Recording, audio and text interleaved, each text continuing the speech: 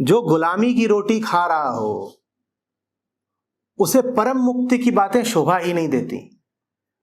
परमात्मा भी मुस्कुरा के पूछेगा कि रोटी तक तो तू गुलामी की खाता है और बातें करता है मुक्ति की।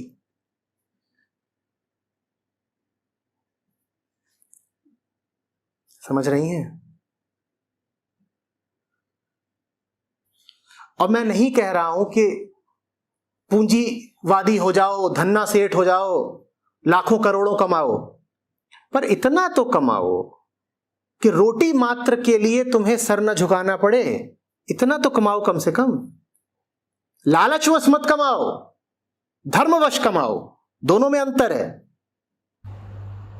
तुम रोटी नहीं कमा रहे हो, हाँ। तो कहीं से तो लाओगे रोटी, मांग के लाओगे फिर। कोई मुफ्त में देगा? कितने दिन मुफ्त में देगा? भारतीय परंपरा भी कुछ मदद कर देती कई बार। भारतीय परंपरा ये भी कहती है कि जो बोलो सोच समझ के बोलो। ऐसे नहीं होता कि तुम्हें जीवन भर हट्टा कट्टा जवान आदमी देख के भी कोई रोटी ही दिए जाए।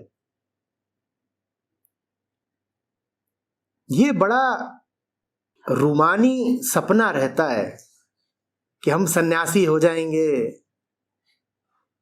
और जैसे बुद्ध के चेले थे बोलेंगे भिक्षाम देहि, और द्वार से सुंदरी प्रकट होगी पात्र लेकर के दाल चावल और हमारी अंजलि में डाल देगी और हम बिल्कुल नयन नीचे करे मुक्त पुरुष की तरह खड़े रहेंगे।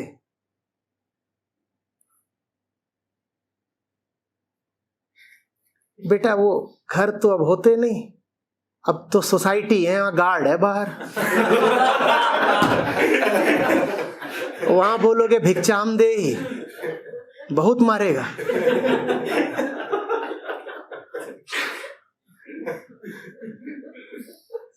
तो कमाना सीखो।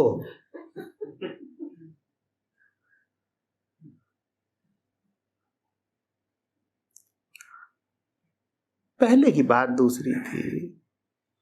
खेत थे, उपवन थे, बाग थे, किसी को कुछ नहीं मिला तो फल फूल पर ही निर्वाह कर सकता था। तुम बताना यहां कहां तुम्हें आम और लीची के भरे हुए वृक्ष मिल रहे हैं कि भिक्षा नहीं मिली तो कोई बात नहीं, आज एक आम ही सही। एक बढ़िया आम कितने रुपए का आता है? अब तो आम बाजार में ही मिलेगा, और बाग में मिलेगा तो उसके आसपास कुत्ते घूम रहे होते हैं। क्यों? गिरा हुआ आम भी वो किसी दूसरे जानवर को ना खाने दें, पेड़ वाला आम तो छोड़ दो।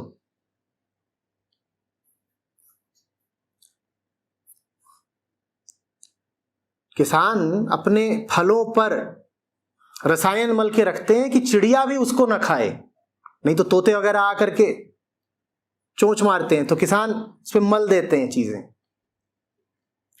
और भी अगर बड़ा और मूल्यवान फल होता है तो उसको बांध देते हैं। अब वो जमाना थोड़ी है कि सन्यासी होके निकले तो गंगा का किनारा और फलदार वृक्ष, और चाहिए ही क्या। जाओ ऋषिकेश गंगा किनारे लेटो, पुलिस वाला 2 डंडा लगाएगा। जाओ लेट के दिखाओ।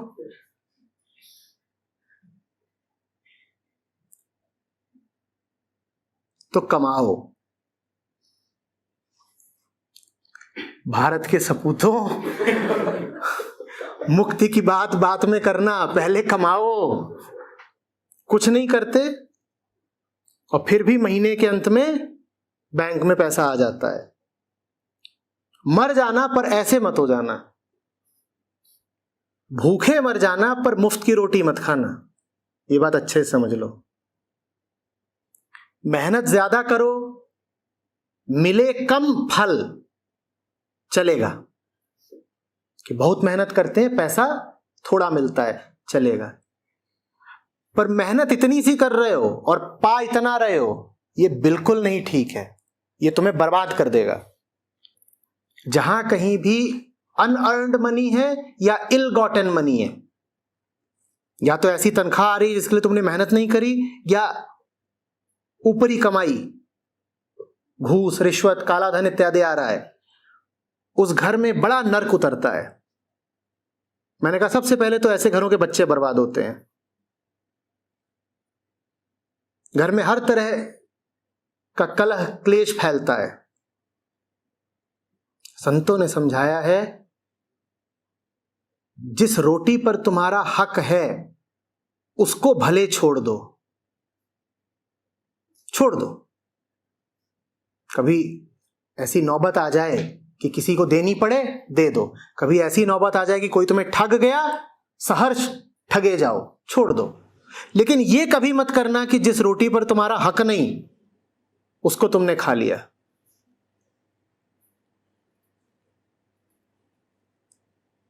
कहानी सुनी है ना, एक फकीर के सामने रोटी लाई गई थी एक धनाढ्य सेठ के द्वारा, पर नहीं खाऊंगा। कि क्या बात है, क्या बात है? तो कहानी कहती है कि उसने रोटी ली, यूं निचोड़ दिया, उसमें से खून गिरा। उस रोटी में खून है। जब तुम किसी से रोटी छीनते हो तो दिखता है ना कि ये देखो मैंने इस आदमी की रोटी छीन ली, तो साफ हो जाता है कि वो आदमी था, मैंने उसका पैसा छीना तो मैंने पाप किया। आज तुम बिना कुछ करे अगर तनख्वाह उठाते हो तो तुम्हें उस टैक्स पेयर का, उस करदाता का चेहरा पता थोड़ा ही है जिसके दिए हुए टैक्स से तुम्हारी तनख्वाह आई थी, पर उस करदाता का खून है तुम्हारी रोटी में अगर तुमने बिना मेहनत करे तनख्वाह उठाई है। आज पाप इसीलिए आसान हो गया है क्योंकि कुछ दिखाई नहीं देता। पहले तुम्हें किसी को मारना होता तो बंदूक थी, तलवार थी, गर्दन कटती थी, दिखाई देता था, खून बहा। आज तो हत्या बटन दबा के होती है ना। अमेरिका में बैठ के बटन दबाओ, 10,000 किलोमीटर दूर बैठा कोई उड़ जाएगा, पता ही नहीं चलता कि हमने मार दिया, एहसास ही नहीं होता कि हमने पाप करा है। पहले पशु का वध करते थे तो अपने सामने करते थे, दिखता था कि वो देखो उसकी आंखों से प्राण जा रहे हैं, तड़प रहा है, मर रहा है। अब तो डब्बा बंद मीट आता है, ऑनलाइन ऑर्डर करो, कंप्यूटर पे ऑर्डर कराओ, डब्बे में मीट घर पे आ जाएगा, तो पता ही नहीं चलेगा कि पाप हुआ। इसी तरीके से जब तुम तनख्वाह ले लेते हो और तुमने मेहनत नहीं करी होती तो तुम्हें पता नहीं चलता कि ये तुमने पाप करा है, ये तुमने किसी का हक मारा है, तुम्हारी रोटी में खून है। भाई वो जो तुम्हारे घर में तनख्वाह आई है वो पैसा कहीं से तो आया होगा ना।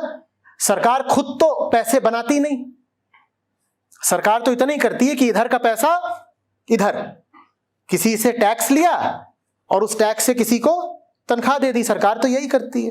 तो तुम्हारे पास जो पैसा आया है तुम्हारे घर में वो किसी की गाढ़े खून पसीने की कमाई से आया है जो तुम मुफ्त घर ले गए। पाप तो लगेगा ना, अंजाम तो भोगना पड़ेगा।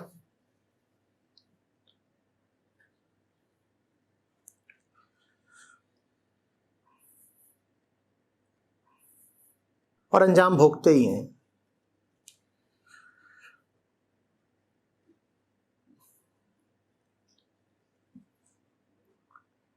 ये जो बड़े प्रख्यात भ्रष्ट अधिकारी होते हैं, ख्यातिमान, जिनका पता ही है सार्वजनिक तौर पे